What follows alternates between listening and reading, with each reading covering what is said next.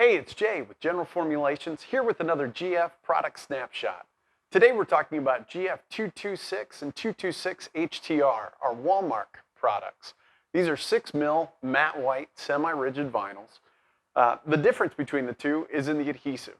226 is our traditional product, Microsphere, removable, repositionable, reusable adhesive. Excellent for wall murals and graphics on smooth painted drywall and other surfaces as well.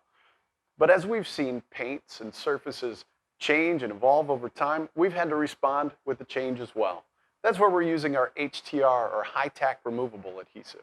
This is designed to grip on low and zero VOC paints, and it also works great on OEM painted metal, on plastics and glass as well.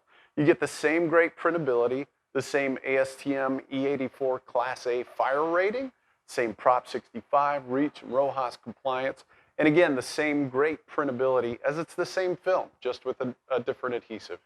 For more information on these and our other products, head on over to generalformulations.com.